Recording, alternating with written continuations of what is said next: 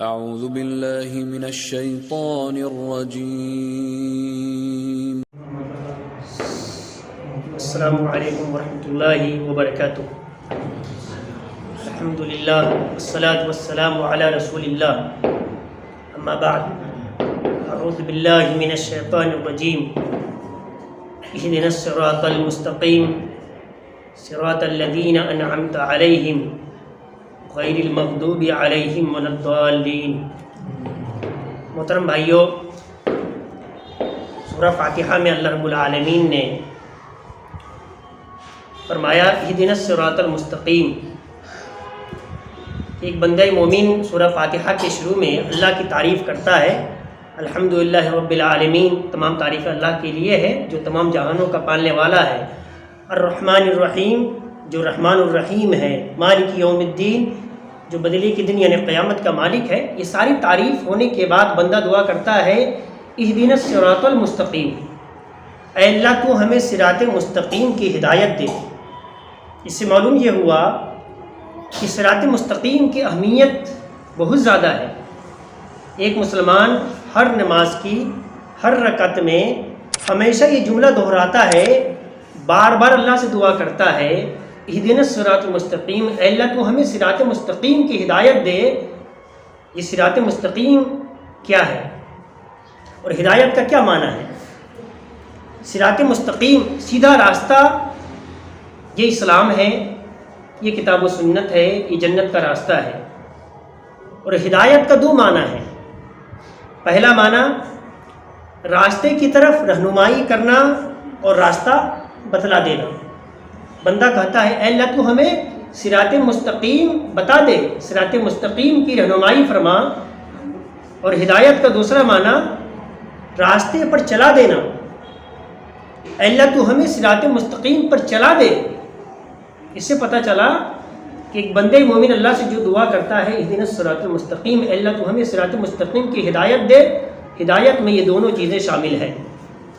اور پھر صراط مستقیم کی وضاحت آگے اللہ نے فرمایا کہ یہ سیدھا راستہ کیا ہے، صراط الذین انعمت علیہم، اے اللہ تو ہمیں ان لوگوں کے راستے پر چلا جن کے اوپر تیرا انعام ہوا ہے، غیر المغضوب علیہم ولا الضالین، ان لوگوں کے راستے پر نہ چلا جن پر تیرا غضب نازل ہوا اور جو گمراہ ہوئے۔ انعام کن لوگوں پر ہوا، کن لوگوں پر اللہ تعالیٰ نے انعام کیا؟ قرآن کریم سورہ نساء آیت نمبر 69 اللہ نے فرمایا وَمَن يُطِعِ اللَّهَ وَالرَّسُولَ فَأُولَٰئِكَ مَعَ الَّذِينَ أَنْعَمَ اللَّهُ عَلَيْهِم مِّنَ النَّبِيِّينَ وَالصِّدِّيقِينَ وَالشُّهَدَاءِ وَالصَّالِحِينَ وَحَسُنَ أُولَٰئِكَ رَفِيقًا۔ انعام یافتہ گروہ کون سا ہے؟ اللہ نے فرمایا جو اللہ اس کے رسول کی اطاعت کرے، یہ لوگ ان لوگوں کے ساتھ ہوں گے جن پر اللہ تعالیٰ نے اپنا انعام کیا ہے، من النبیین والصدیقین والشہداء والصالحین، نبی، انبیاء، صدیقین، شہداء اور صالحین کے ساتھ ہوں گے، وحسن اولئک رفیقا، اور یہ لوگ بہترین ساتھی ہیں۔ اس سے پتہ چلا کہ انعام یافتہ گروہ جن پر اللہ نے انعام کیا ہے، ان لوگوں کے راستے کے اوپر چلنے کی ہم کو دعا کرنی چاہیے۔ پھر اللہ تعالیٰ نے جو آگے فرمایا کہ غیر مغضوب علیہم ولا الضالین۔ میرے بھائیوں، اہدنا الصراط المستقیم میں ایک نقطہ جو مفسرین نے بیان کیا ہے کہ ان لوگوں کے راستے پر چلا جن پر تیرے انعام ہوا ہے، اور یہ انبیاء کی جماعت ہے، صدیقین کی جماعت ہے، صالحین کی جماعت ہے، شہداء کی جماعت ہے۔ اس میں ایک مہتدی کے لیے، چلنے والے کے لیے بشارت ہے کہ وہ جس راستے پر چلنا چاہتا ہے وہ اس راستے پر چلنے والا اکیلا نہیں ہے، بلکہ ان راستے پر چلنے والے انبیاء کرام کی جماعت ہے، صدیقین اور شہداء کی جماعت ہے۔ اس سے پتہ چلا کہ جب تم اس راستے پر چل رہے ہو تو ڈرنے کی ضرورت نہیں ہے، گرچہ اس راستے پر چلنے والے لوگ کم ہوں، کیونکہ یہ بڑی بڑی جماعت اللہ کے نیک لوگ، اولیاء، یہ صدیقین اور شہداء، یہ لوگ جب چل چکے ہیں تمہیں بھی ان راستے پر چلنا چاہیے۔ اور پھر اللہ تعالیٰ نے جو آگے فرمایا کہ صراط مستقیم کی جو وضاحت ہے کیا ہے، حق کو جاننا ہے اور اس پر عمل کرنا، یہ صراط مستقیم ہے۔ اور ان لوگوں کے راستے پر چلنے سے اللہ تعالیٰ نے جو دعا بندے کو سکھلایا کہ اے اللہ تو ان لوگوں کے راستے پر نہ چلا غیر المغضوب علیہم ولا الضالین جن پر تیرا غضب کیا گیا اور جو گمراہ ہوئے. غضب کن کے اوپر نازل ہوا اور کیوں؟ اور جو گمراہ ہوئے وہ کون لوگ ہیں اور کیوں؟ یہ دو بہت اہم سوال ہیں. غضب نازل ہوا کیوں، کن لوگوں کے اوپر، اور گمراہ ہوئے کون لوگ اور اس کی وجہ کیا ہے. غضب جن کے اوپر نازل ہوا وہ یہودی ہے. اور کیوں غضب نازل ہوا؟ کیونکہ ان یہودیوں کے پاس علم تھا مگر عمل نہیں تھا. اس کی وجہ سے اللہ تعالیٰ نے ان کے اوپر اپنا غضب نازل کیا.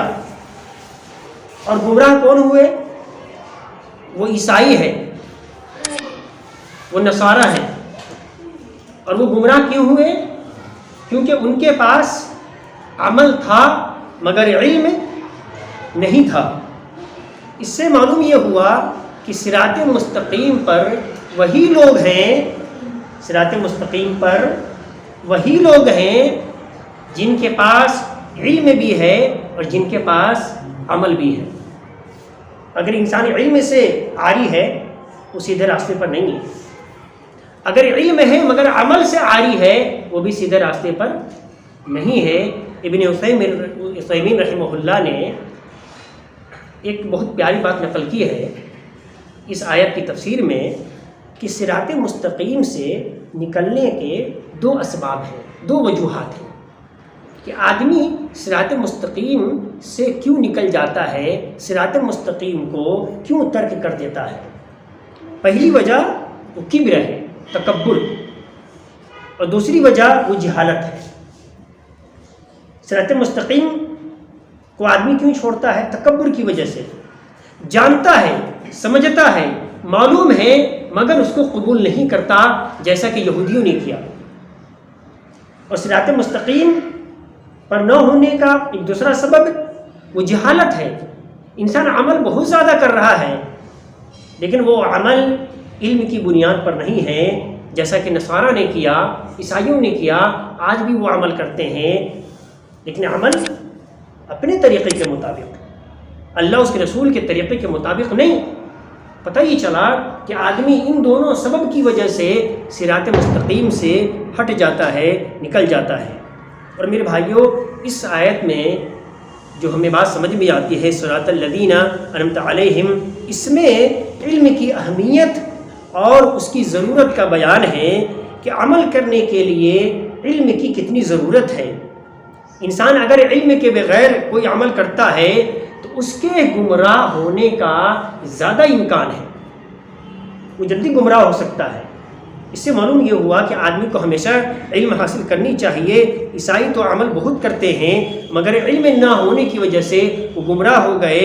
اور میرے بھائیوں، اس آیت کریمہ میں اہدنا الصراط المستقیم کی جو پوری آیت ہے اس میں صحابہ کرام کی عظمت اور ان کے مقام کا بیان ہے.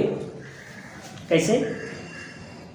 صراط مستقیم پر صحابہ کرام تھے، اللہ نے ان کے اوپر اپنا انعام کیا تھا کیونکہ ان کے پاس علم بھی تھا اور عمل بھی تھا. اسی طریقے سے میرے بھائیوں،